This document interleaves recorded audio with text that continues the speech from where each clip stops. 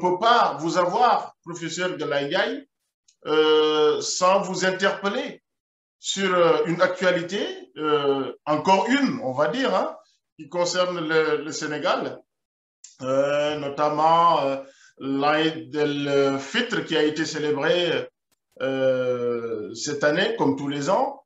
Et à chaque fois, on constate que certains se réfèrent, les gens se réfèrent à des références différentes. Il y a donc deux fêtes, entre guillemets, parfois même trois. Et cette année, il y a eu la polémique, comme chaque année, mais cette année, c'était assez spécial parce que une personne bien connue a eu l'idée de dire que, en réalité, ces deux fêtes n'ont jamais existé du temps du colon parce que le colon dictait, en tout cas donnait instruction ou injonction aux communautés religieuses de rompre le jeûne ou de commencer le jeûne. Quelle lecture avez-vous de cet événement-là et de cette polémique-là? Et que pouvez-vous nous apporter en termes d'éclairage pour les téléspectateurs qui nous regardent? Merci, Omar. Vous savez, notre confrère qui est professeur Omar Diagne, c'est quelqu'un qui est très utile pour la communauté musulmane au Sénégal. C'est un combattant, c'est quelqu'un qui est très cultivé, c'est quelqu'un aussi qui mène des combats, je vais dire, des combats nationaux,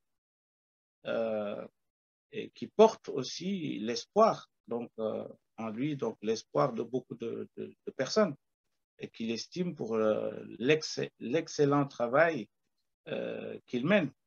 Et c'est pour cela que je suis vraiment sidéré de voir les réactions qu'il y a eu de part et d'autre, hein. C'est-à-dire lui-même, on va commencer par lui. Moi, je pense que il a commis une grosse erreur de faire cette déclaration ou de tenir ces propos-là lorsqu'il insigne que les marabouts au Sénégal, Cheikh Ahmadou Bamba, El Hadji Malick et d'autres, en fait, recevaient l'ordre de rompre leur jeûne. Là, c'est une erreur fatale. Tout simplement parce que le colonisateur ou les autorités coloniales à l'époque n'imposaient pas les musulmans de rompre le jeûne aujourd'hui ou demain. Ça ne faisait pas partie de leurs préoccupations. Eux, c'était pour aider les musulmans. C'est dans le sens vraiment de donner, apporter l'information pour que les musulmans puissent jeûner le même jour et rompre le jeûne le même jour, c'est-à-dire le jour de la Corrida. Mais il n'y avait pas d'imposition. Ça, c'est une chose. Le télégramme dont il mentionne n'est pas un télégramme, c'est-à-dire le document qu'il a présenté donc, est un article de presse dans lequel on cite un télégramme. Donc, c'est différent. Mais analysons donc ce texte-là. Lorsqu'on regarde ce texte, nous allons voir que le texte dit ceci. Donc, la fête de la Korité, qui marque la fin du Ramadan, a été célébrée à Saint-Louis lundi avec son éclat habituel. Donc, la fête a eu lieu lundi. Pas pour tout le monde. Et ça, nous le verrons tout à l'heure. C'est-à-dire que le professeur Omar Diagne, il s'est trompé sur toute la ligne. D'abord, il s'est trompé lorsqu'il dit qu'au temps des colons, il n'y avait pas de degré. Alors que ça, c'est faux, parce que le texte qu'on a devant nous, en fait, prouve le contraire.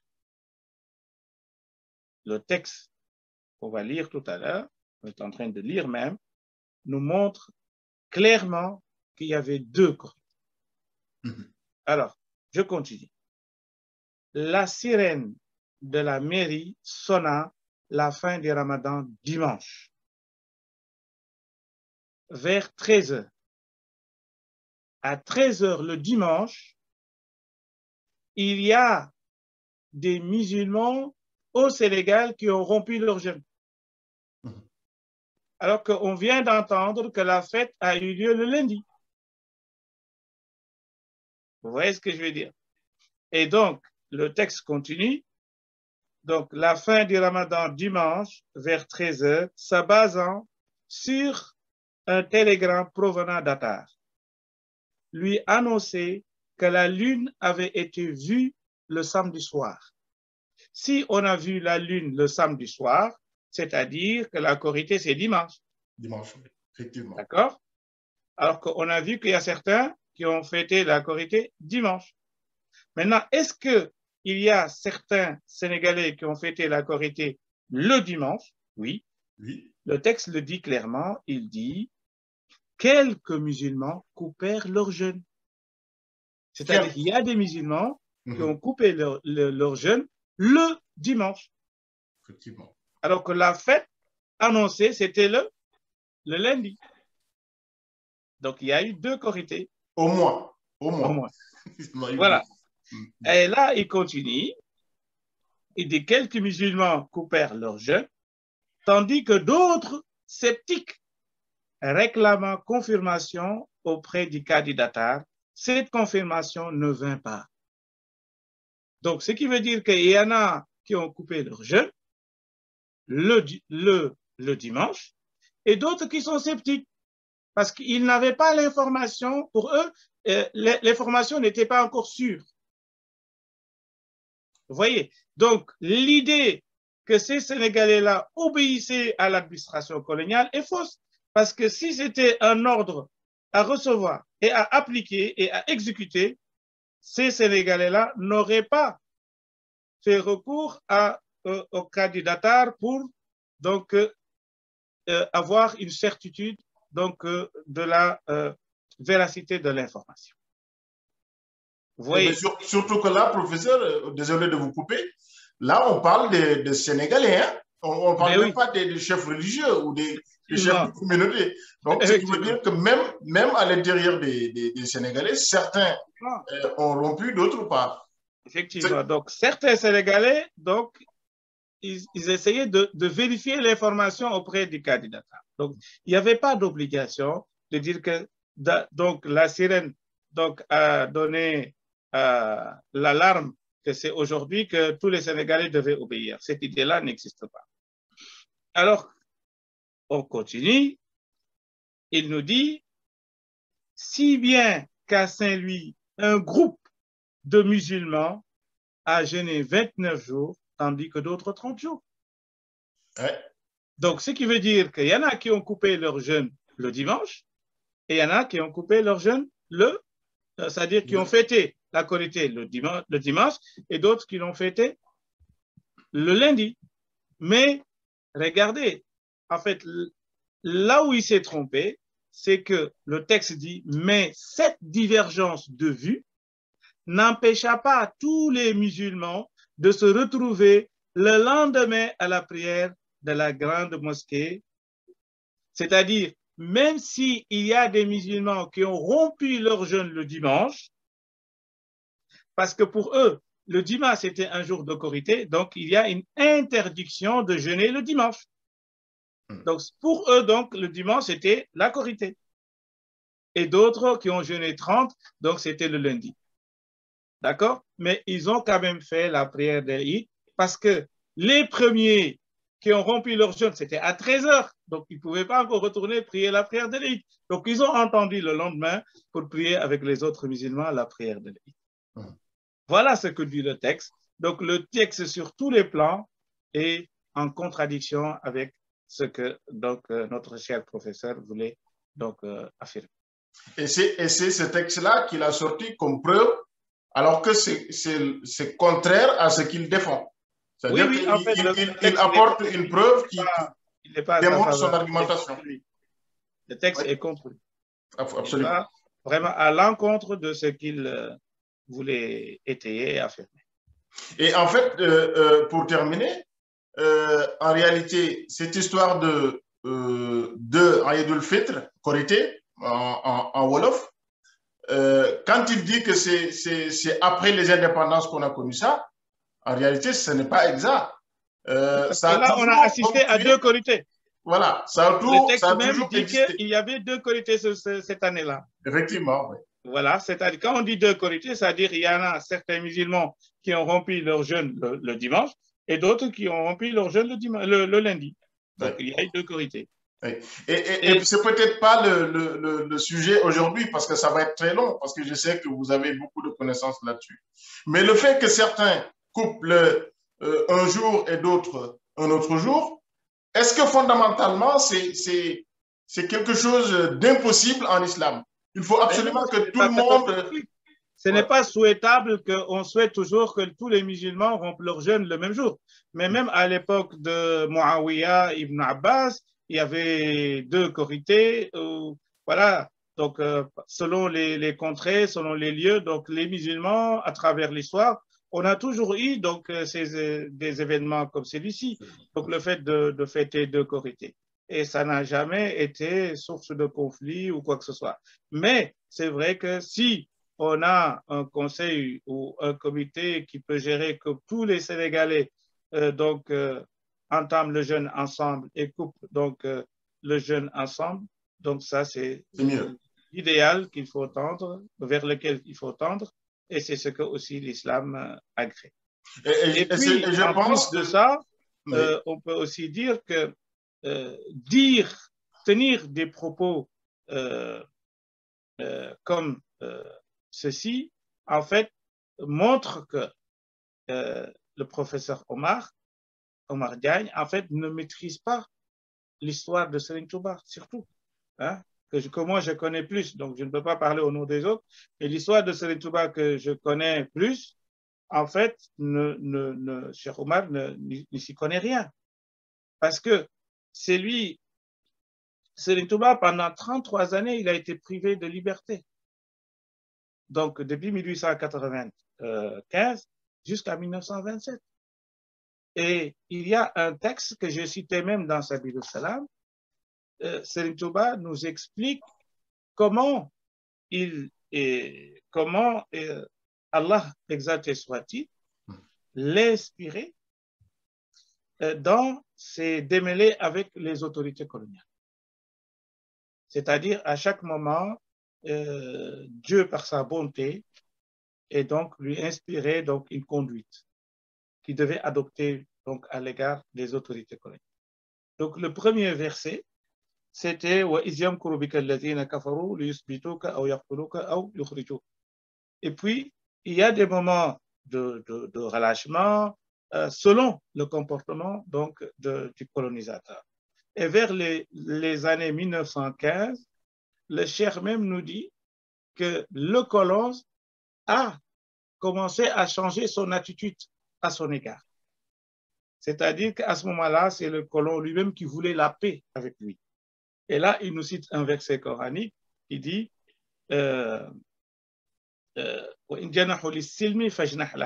s'il penche vers la paix, il faut aussi pencher vers la paix.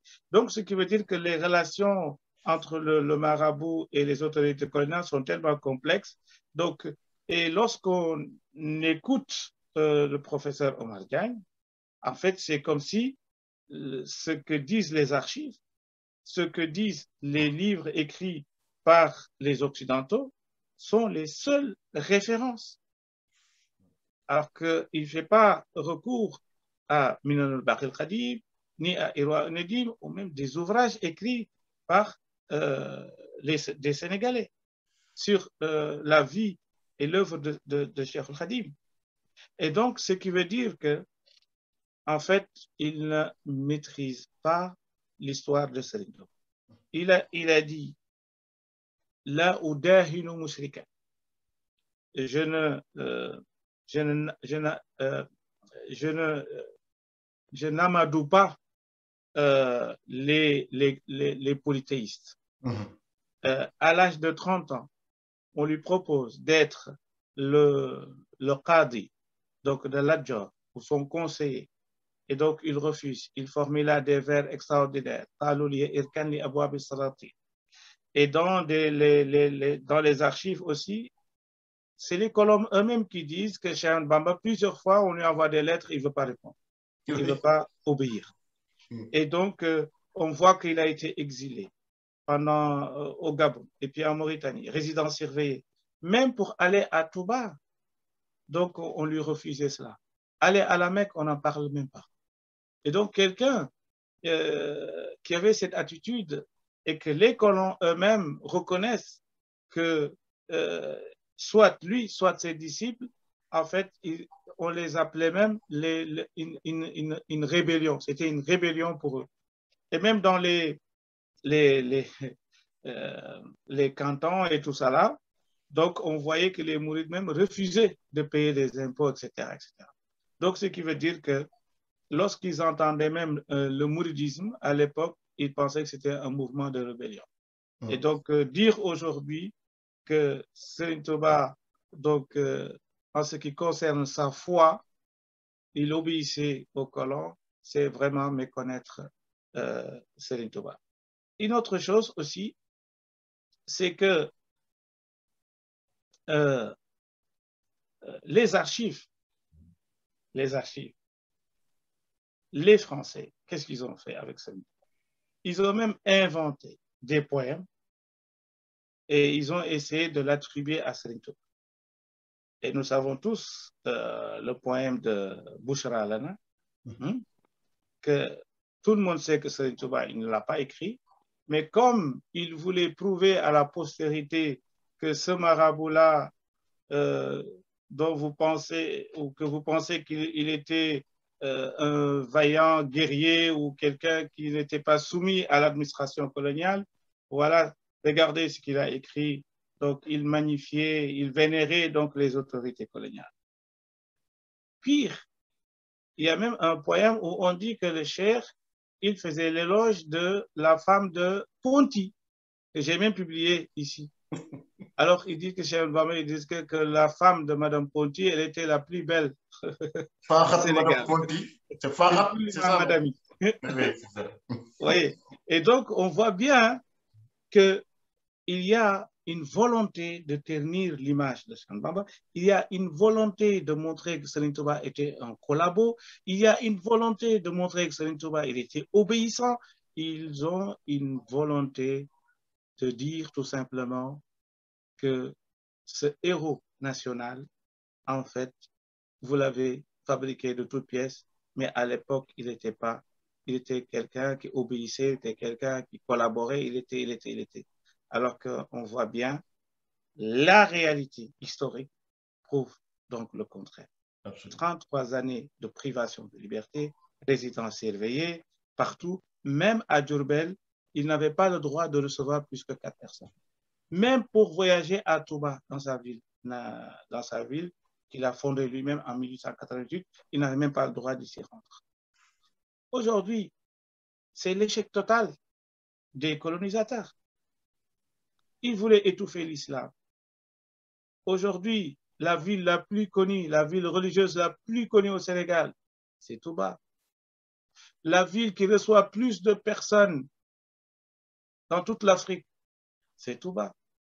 La ville qui est la deuxième ville au Sénégal, donc démographiquement, économiquement, c'est Touba.